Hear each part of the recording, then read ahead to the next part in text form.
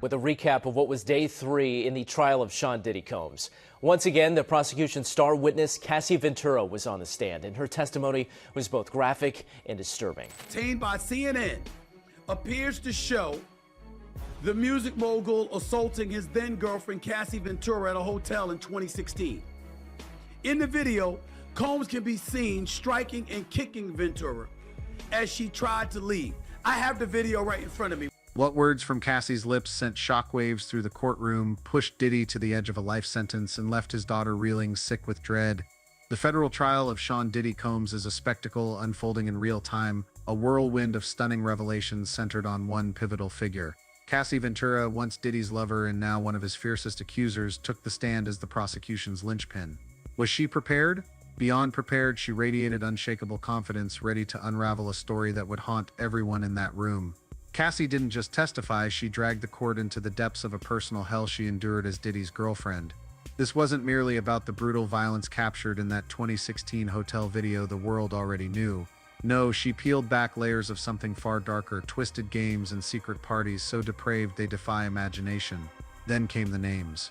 Names of those allegedly coerced, drugged, and filmed, their identities spilling into the open like a dam breaking. The courtroom held its breath as each revelation landed heavier than the last. Just a few feet away sat the man who forged the Bad Boy Records empire, once hailed as hip-hop's untouchable king. But Sean Diddy Combs was no monarch in that moment. His face, once a fortress of charisma, crumbled into panic as Cassie's testimony carved through his legacy. Picture it, the mogul who'd strode in with the swagger of a titan, now frozen, his eyes betraying a dawning horror. These accusations, backed by the evidence Cassie clutched, texts, recordings, perhaps more, could lock him away for life, his empire reduced to ash. If you thought this scandal was just a publicity stunt, listen to Cassie's own words. Who was forced into what? Who supplied the drugs? Who filmed those sick games? Does she hold the critical evidence to lock up this music titan, or is there an even bigger secret waiting to be unveiled? This trial might spell the end of a showbiz empire, and here's everything Cassie revealed. Uncut, unfiltered, all in this video. Live from the Southern District Court in New York, Manhattan woke to a tense electric atmosphere this morning. A biting wind swept across the steps of the Southern District Courthouse, where a swelling crowd gathered in breathless anticipation. Reporters jostled for position, cameras flashing like a storm about to break. Women's rights activists held aloft bold red banners proclaiming justice for Cassie. Meanwhile, a small but vocal group of Diddy supporters chanted, "They're slandering our king." One banner, caught by a gust of wind, fell to the ground, revealing a handwritten message, "The truth will prevail." And then the main act took the stage. Diddy strode into the courtroom, his presence radiating an almost arrogant confidence. Flanked by a cadre of elite lawyers paid millions to shield an empire teetering on the brink, he moved like a man untouchable. But that swagger, it was destined to crumble. Across the room, on the witness stand, stood Cassandra Ventura, known to the world as Cassie. 8.5 months pregnant, her hand rested gently on the hem of a simple brown dress. Her face, bare of heavy makeup, carried an unshakable resolve in her eyes. In the rows behind, her husband, fitness trainer Alex Fine, sat on the right, his gaze a quiet beacon cutting through the shadows, fueling her with unspoken strength. This was no ordinary trial. This was the moment an empire faced its reckoning. For over a decade, the relationship between Diddy and Cassie had burned bright, only to fade silently in 2018. But the secrets buried in the darkness of those years, they were about to be dragged unsparingly into the light. Over a year ago, Cassie filed a lawsuit against Diddy, accusing him of abuse, control, and sexual exploitation. Allegations the hip-hop mogul fiercely denied. The civil case was settled in a mere 24 hours, a speed so dizzying it raised eyebrows across the industry. But the story didn't end there. Those accusations lit a fuse that sparked a federal investigation. What began as a quiet civil suit exploded into the biggest scandal to rock American entertainment in years. Today, Cassie isn't here to sue, she's here to testify, in public, under oath. She's doing well. She got a restful night. She's ready for cross-examination, and we're very confident that she's going to do perfectly. Thank you. All right, thank you. What really happened behind those closed doors? How could a romantic relationship twist into the living hell Cassie describes? And the question that haunts most, How could a woman endure such horrors for an entire decade? This isn't just a tale of Cassie and Diddy. It's a story of power, control, violence, and the complicit silence of an industry, of a society. A society that once worshipped the glitz and glamour, blind to the darkness lurking beneath. Cassie, now carrying the child of another man, has sacrificed everything: her privacy, her safety, even the peace of her final trimester. All to stand in the eye of a media storm, reliving the most agonizing memories of her life. Step into the shattering details of Cassie's second day of testimony and discover why this isn't merely a trial. It's an unmasking of the demon once hailed as the entertainment titan named Diddy. At 10:12 a.m., the name Cassandra Ventura, known to the world as Cassie, rang out in the courtroom. Before her, two witnesses had taken the stand, laying the first grim pieces of a puzzle that would stun the world. Nearly 9 months pregnant, Cassie stepped onto the witness stand, her frame trembling, yet her eyes blazing with resolve, like a warrior braced to confront the ghosts of her past. The air in the courtroom was taut as a bowstring, not a whisper, not a stray sound. Every soul seemed to hold their breath, poised for the truths she would unveil. Everyone was leaning in and focusing and watching this video. Literally, you can hear a pin drop in that courtroom. The panel of jurors began with gentle questions, as if to steady Cassie before plunging into the heart-wrenching details that lay ahead. How old are you? 38. What is your work? Musician and entertainer. How long were you with Sean?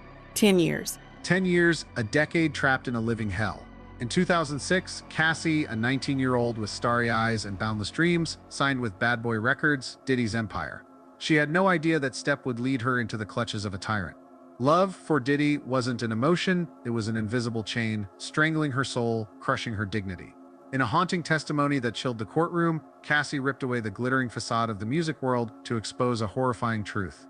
To the public, Diddy was the music mogul, the mastermind who built Bad Boy Records, turned artists into superstars, and expanded his reign into fashion and media, but behind closed doors, as Cassie revealed, he was a monster, violent, controlling, and utterly ruthless. She said that Sean Combs directed everything from what she had on, to the lighting in the room, to how she was supposed to interact with the person that she was having sex with. Diddy held Cassie's life in a vice grip, dictating every detail: the color of her nails, white French style, the cut of her hair, even the way she spoke to others, especially in the bedroom. The freak-offs, those sordid gatherings she was forced to endure, weren't her choice. They were Diddy's twisted pleasure, watching her with other men, not because she desired it, but because she was too young, too naive, desperate to please the powerful man who controlled her career with an iron fist. Let me show you a video. Where is this? The Intercontinental in Los Angeles. It was after a freak-off. What does that entail? The hiring of an escort, setting it up.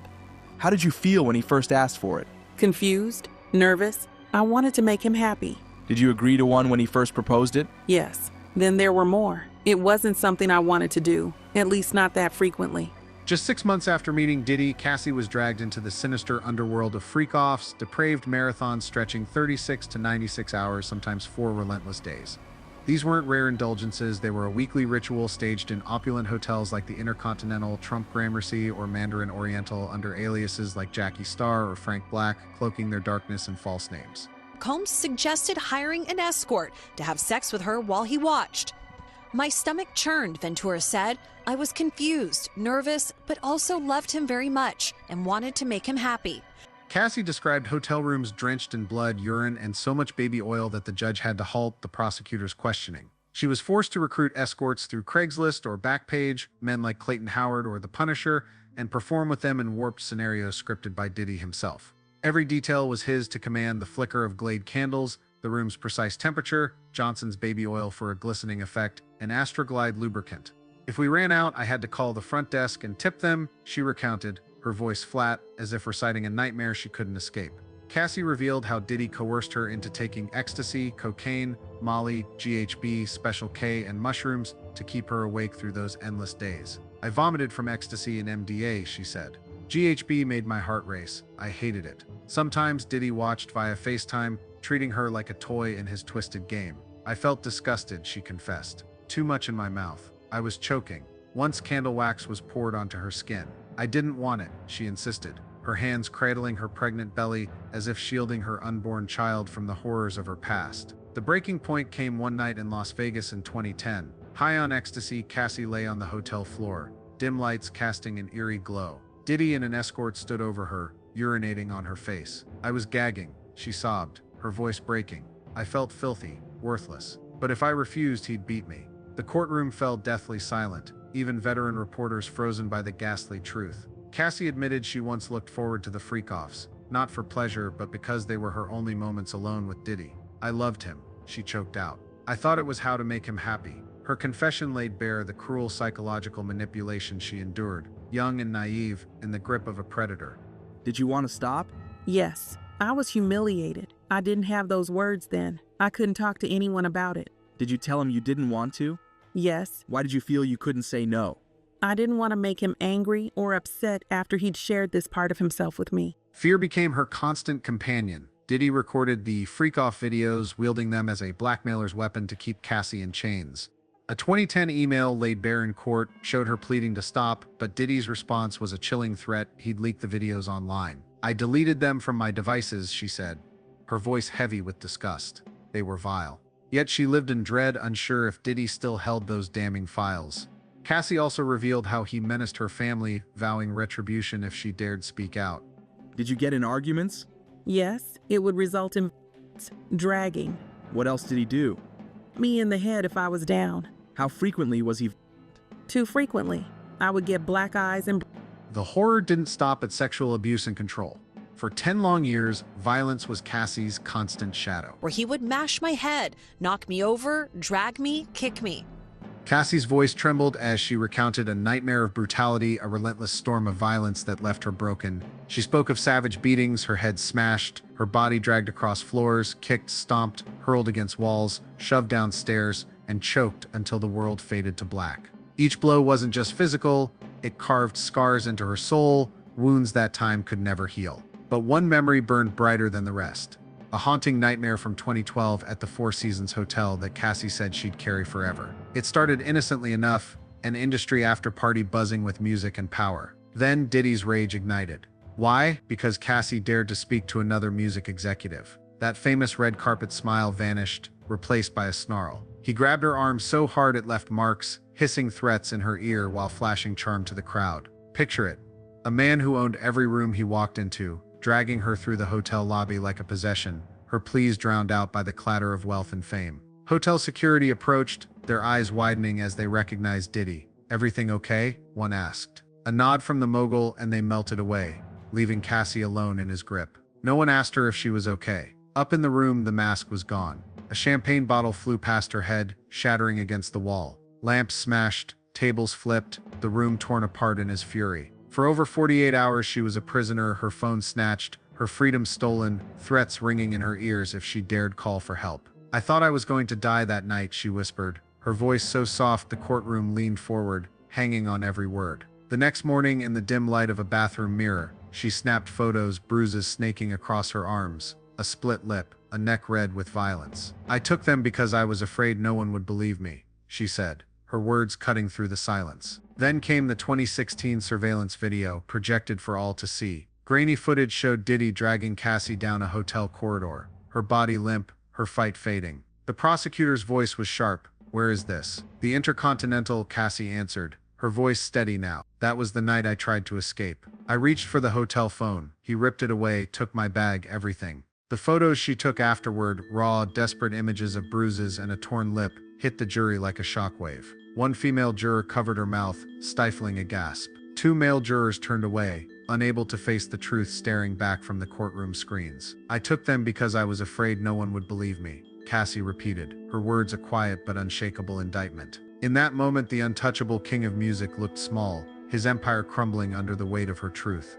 Cassie didn't just bring her story to the courtroom. She brought an arsenal of evidence meticulously gathered in secret over years. Text messages, emails, photos, audio recordings, each one a dagger aimed at Diddy's carefully crafted empire. In them, he was both contrite and menacing, apologizing for brutal beatings in one breath, threatening to torch her career in the next. One message laid bare his desperation, a staggering $2 million offer for a clean break, a bribe to bury the past and keep her silent. But the real shock? Messages from A-list stars, a chart-topping rapper, a beloved pop diva, a veteran producer, all expressing horror at what they'd witnessed. Their words shredded Diddy's public claims that no one ever saw him do wrong, exposing a truth the world hadn't seen. The prosecution didn't hold back, reading Diddy's chilling threats aloud. Demands for Cassie to recruit other women. References to hidden cameras capturing it all. Photos of her injuries corroborated by friends flashed on the screens, each bruise a silent scream. Hospital records under a false name and flight logs tying Diddy to the infamous freak-off parties, complete with hired escorts, wove a damning web. Cassie's voice broke as she described flipping through a notebook, a grim roster of escorts Diddy used, and how he forced her into encounters she never wanted. "I felt like an object," she said, her voice shattering, tears spilling over, like something for him to use. Amid the horror, Cassie paused, her gaze lost in the void. In a moment that stopped the courtroom cold, she confessed she had once loved Diddy with every fiber of her being. "He was my everything," she whispered, her voice trembling. "Those freak-offs, they were the only times I got him to myself. The only moments I felt connected to him."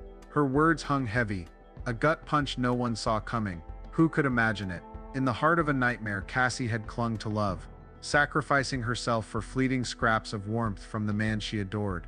But that love became her prison. Diddy, she said, turned her into a puppet, twisting her mind and strangling her musical dreams. "I stopped feeling human," she sobbed, reliving the days she bent to his will, using drugs, enduring freak-offs, all to escape his wrath. "I was just a young girl, thinking he'd lift my career," she choked out, her voice raw with pain. The jury sat frozen, jurors' eyes glistening, as the weight of her words rewrote the story of a mogul's legacy. This wasn't just testimony, it was the unraveling of a myth, and Diddy could only watch as his untouchable crown slipped away. At the defendant's table, Diddy sat rigid, his face a mask of stone, fingers clenched around a water glass. The swagger he'd strutted in with that morning, gone, obliterated within 30 minutes of Cassie's searing testimony. He fumbled with his tie, his cufflinks, scribbling frantic notes, whispering to his lawyers, but most of the time his eyes were locked on Cassie, a piercing glare that seemed to burn through her.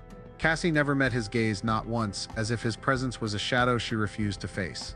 But when she unveiled her arsenal, text messages, emails, apologies from Diddy for his violence, threats to crush her career, his shock was palpable. He had no idea she'd been safeguarding these secrets for years. Messages from his inner circle, big-name friends and business partners, confirmed they'd seen his dark side at private parties. One, from producer Dallas Austin, a friend Cassie trusted, pleaded for her safety. These, alongside photos of her wounds and hospital records under a false name, painted a portrait of a Diddy the world never knew. Cassie went further, naming Diddy's loyal lieutenants, security, drivers, a former chief of staff, a financial handler, and their roles in his web of control. 7 photos of these figures flashed on the prosecutor's screen, and Diddy couldn't stay still. He shot to his feet, fury erupting as he roared, "This is a lie. She's trying to destroy me." His lawyers scrambled, yanking him back to his seat, but Diddy kept shouting, railing about betrayal. Court officers had to escort him out, leaving the courtroom in chaos. Behind him, his daughters, seated near the defense, fled in tears, unable to stomach the horrific details. Diddy's legal team, led by the sharp-tongued Tenny Garagos, fought to claw back control. They argued the 2016 video showed jealousy, not sex trafficking, and painted Cassie as a willing participant in Diddy's lavish lifestyle, driven by greed, like the $20 million civil settlement she'd secured. They hammered her drug use, questioning her memory's reliability, and pointed to date discrepancies. They called a former assistant of Cassie's to the stand, only for prosecutors to expose the witness's payments from Diddy. Cassie admitted drugs and sex were central to their relationship, but stood firm on her claims of abuse and rape, including a 2018 assault. A text from her seemed to align with Diddy, but she explained, "I sent it because I feared what he'd do."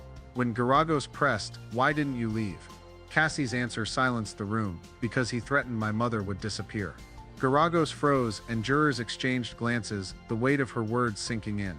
Outside, the internet exploded. A post from Alex Fine, hailing Cassie as the strongest woman, racked up 2 million shares. Diddy's PR machine fired back, branding Cassie a schemer. But in the courtroom, his once loyal entourage began to slip away. As evidence piled up, texts, photos, recordings, they quietly exited, leaving Diddy nearly alone, just him and his lawyers against a tidal wave of truth. The man who'd ruled an empire now looked like a king dethroned, his legacy unraveling with every word Cassie spoke.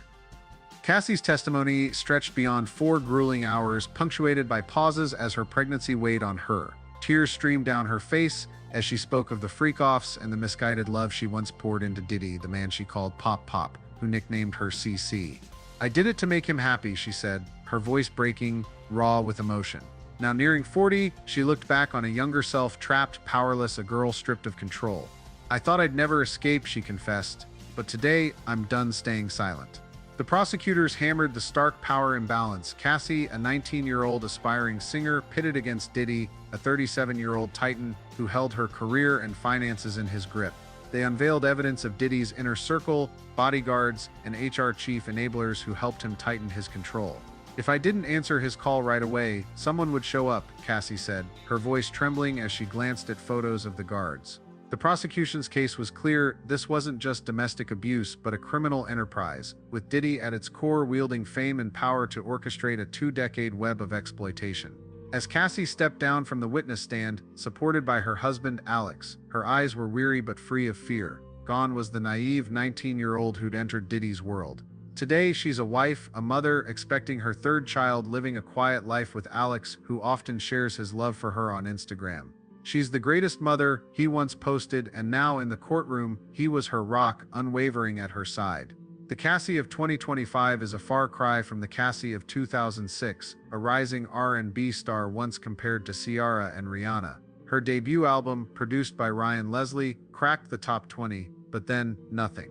"I kept waiting," she said in her testimony, "but the freak-offs held my career hostage." A 10-album deal with Bad Boy Records yielded just 1 release, and Cassie faded from the spotlight, resurfacing only briefly on red carpets or in a Nicki Minaj track 6 years later. Beyond the courtroom, social media erupted. Hashtags like Cassie Speaks and Diddy Trial trended worldwide. Artists like Kalani demanded the music industry take accountability, while rumors swirled about others like Meek Mill allegedly tied to the freak-offs, though no concrete evidence has emerged. But inside the courtroom, Cassie was the focal point. Alex's gaze never left her, a beacon of light piercing the darkness of her past, guiding her through the storm of memories.